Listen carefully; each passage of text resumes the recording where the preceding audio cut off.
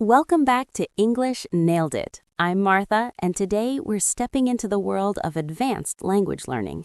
This isn't just about being understood, John. This is about the art of blending in, of sounding like you've been speaking English your whole life. I'm John, and you're so right, Martha. Hello, everyone. We often get asked, my grammar is good, my vocabulary is strong, but I still sound like a learner. How do I cross that final bridge to sound native?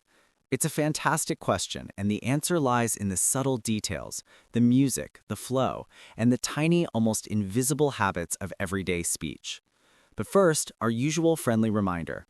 If you're on a mission to refine your English, please subscribe to English Nailed It and give this episode a like. You're not just listening, you're joining a community dedicated to mastery. Thank you, John. Now let's unlock those secrets. The first and most important element isn't a word, it's a melody. English has a very distinct rhythm and intonation. Natives don't speak in a monotone. Our voices rise and fall like a song. Listen to the difference. A learner might say flatly, "You are going to the store." A native says, "You're going to the store?" with a slight lift on store. That lift is the melody of a question. Mastering this musicality is step one. It's true.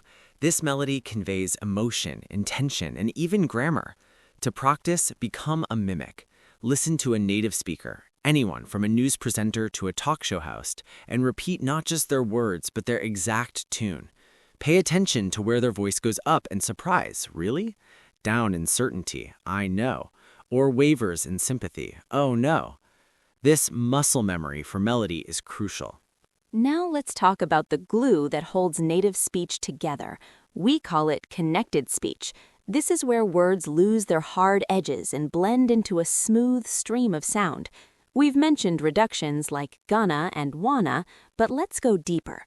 For example, what are you going to do about it becomes, in fast, natural speech, what are you gonna do about it?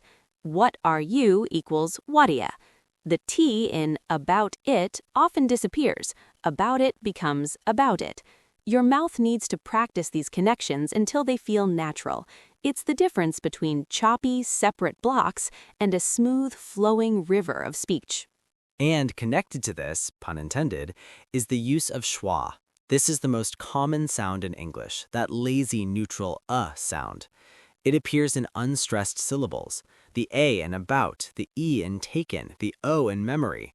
Natives relax into this sound constantly. Overpronouncing every vowel, like saying about instead of about, is a dead giveaway of a learner. Let those unstressed syllables be soft and quick. Next, let's discuss word choice and phrasing. Textbooks give you the formal blueprint. Natives use the lived-in house. Instead of "I am very hungry," we say "I'm starving" or "I'm famished." Instead of "that is very funny," we say "that's hilarious" or "I'm dying laughing." We use more vivid, sometimes exaggerated vocabulary. We also use phrasal verbs constantly. "Let's figure out the problem" sounds more natural than "let's solve the problem." We need to cut down on spending instead of "we need to reduce spending." And then there are the discourse markers and fillers. These are the words that organize our thoughts and make conversation feel natural, not rehearsed. Words like "so" to start a story. "So, I was walking down the street." "Well," to pause and think. "Well, I'm not sure about that." "I mean," to clarify or emphasize. "It was huge. I mean, enormous." "You know," to seek agreement or connection. "It was just one of those days, you know?" Using these appropriately makes you sound like you're thinking in English, not translating into it. We also have to talk about pragmatics, the unspoken social rules. Natives often use indirect language to be polite.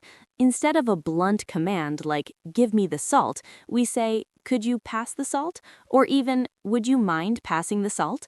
The tone is soft, often rising at the end. Understanding when to be direct and when to be indirect is a huge part of sounding native. Your most powerful training tool for all of this is active immersive shadowing. Don't just listen passively. Find a short clip, a line from a movie, a snippet from a podcast. Listen to it on repeat. Then speak with it, trying to match the speaker's pace, rhythm, linking, and tone exactly. Record yourself and compare. It's intense, but it reprograms your speech muscles and your ear faster than anything else. Finally, adopt the mindset of communication over perfection. Native speakers make slips, use the wrong word, and change their sentence structure mid-thought. They don't stop. The flow of conversation is king. Your goal is to be a clear, engaging communicator, not a flawless grammar robot. Embrace the small, natural imperfections. This journey is about layering these subtle skills on top of your strong foundation. It takes time and conscious listening, but every time you catch yourself using a natural reduction or nailing the intonation of a question, you're crossing that bridge. We hope this deep dive gives you a new set of goals to work towards. If it was helpful, please signal your support by subscribing and giving this a like. It lets us know you want more advanced content like this. Tell us in the comments, what's one native-sounding phrase or reduction you've recently noticed and started to use? Sharing helps everyone learn.